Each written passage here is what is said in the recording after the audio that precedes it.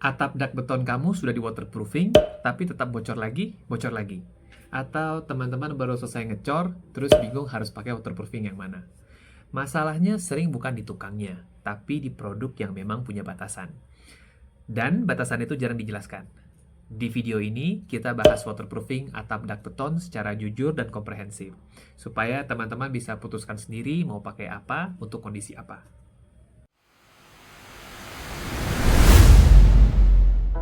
Halo semua, saya Mudita. Di video kali ini saya membahas produk-produk waterproofing untuk atap dak beton, supaya teman-teman punya gambaran yang cukup luas sebelum memutuskan mau pakai produk yang mana. Videonya cukup detail, jadi silakan pakai timestamp kalau mau langsung lompat ke bagian tertentu. Oke, kita mulai dari gambaran besarnya dulu. Untuk konteks atap dak beton, sederhananya saya bagi jadi 5 jenis waterproofing. 5 jenis waterproofing yang paling umum ditemui di lapangan. 1. Cat pelapis anti bocor. 2. PU, polyurethane. 3. Semen 2 komponen. 4.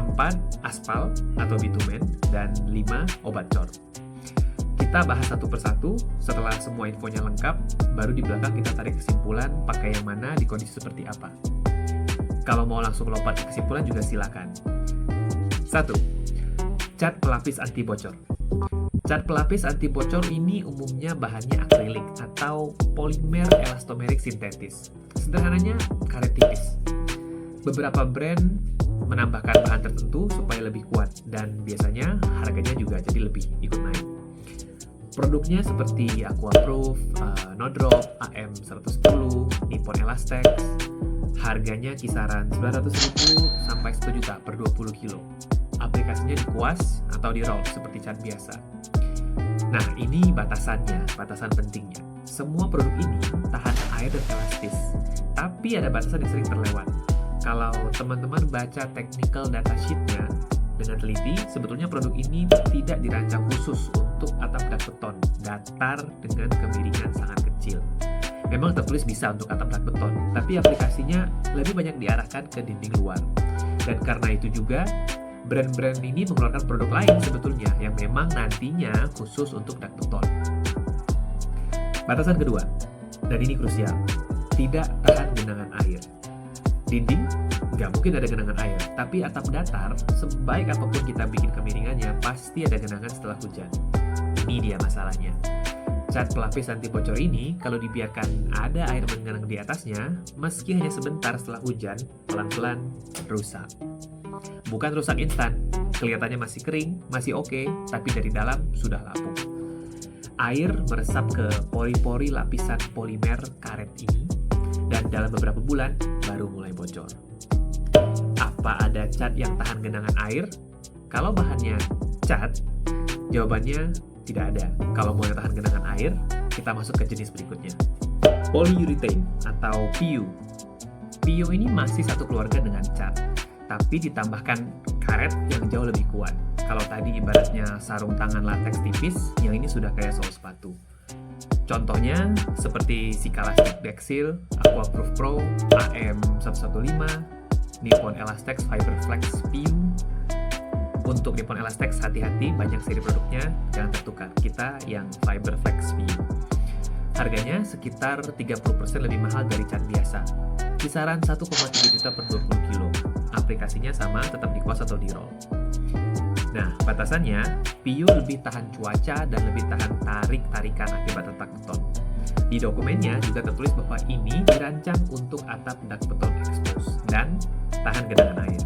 Tapi ada catatan penting, PU tidak tahan genangan air permanen karena tetap berbasis polimer.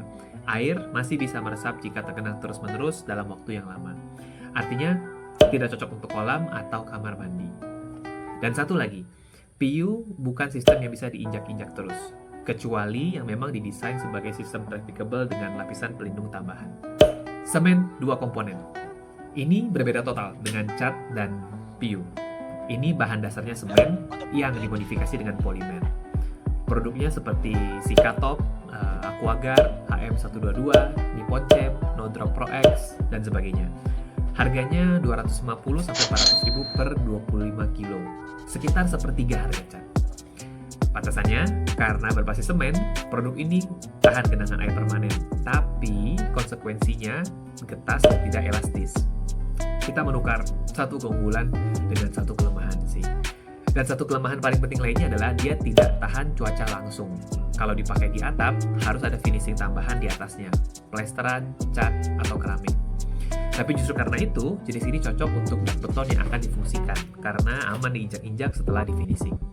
Aspal atau bitumen cair. Sedikit klarifikasi dulu, aspal dan bitumen tidak sama, tapi berhubungan. Aspal adalah bitumen yang dicampur agregat, seperti pasir atau kerikil. Dan bitumen ini bahan pengikatnya.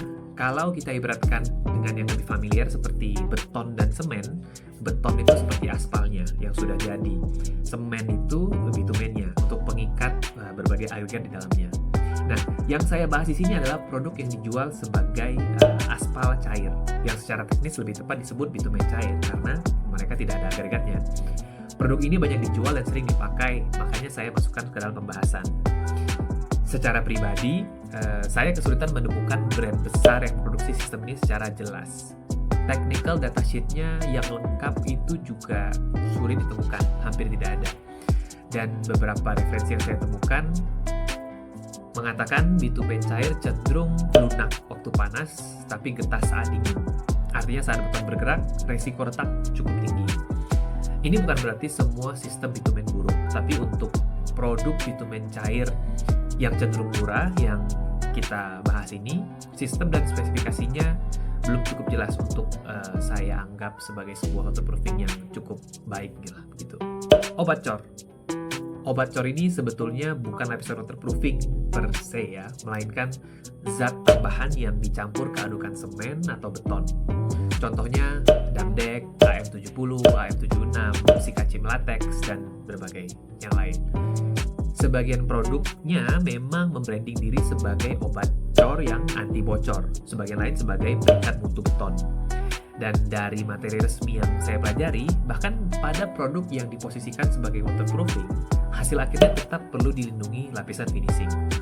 Ini memberi sinyal bahwa jenis ini memang meningkatkan ketahanan air, tapi tidak juga dirancang untuk tahan cuaca langsung. Oke. Kalau sejauh ini terasa agak berat, santai dulu.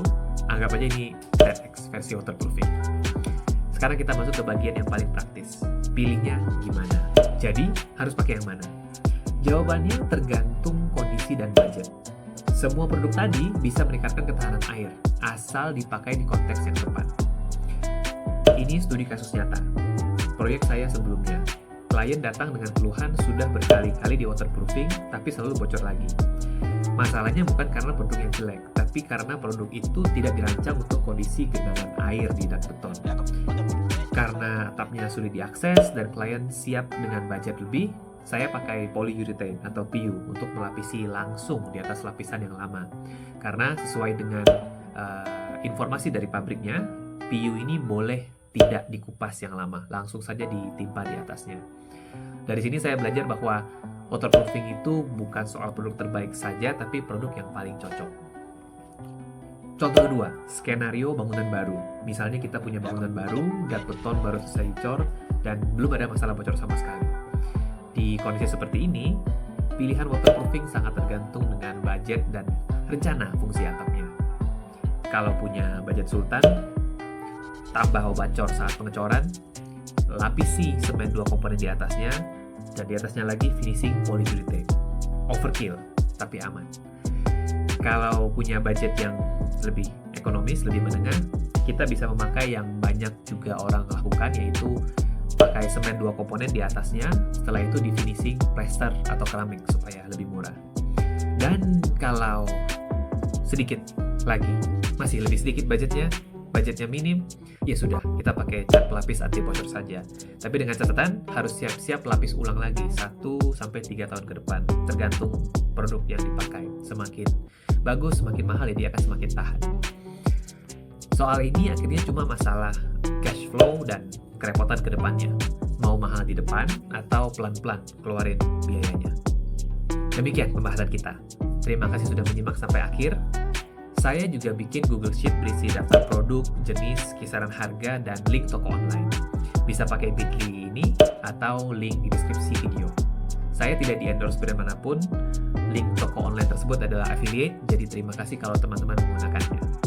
Semua info di video ini saya kumpulkan dari technical datasheet, video praktisi yang lebih senior, diskusi dengan tukang dan mandor, dan pengalaman pribadi di lapangan.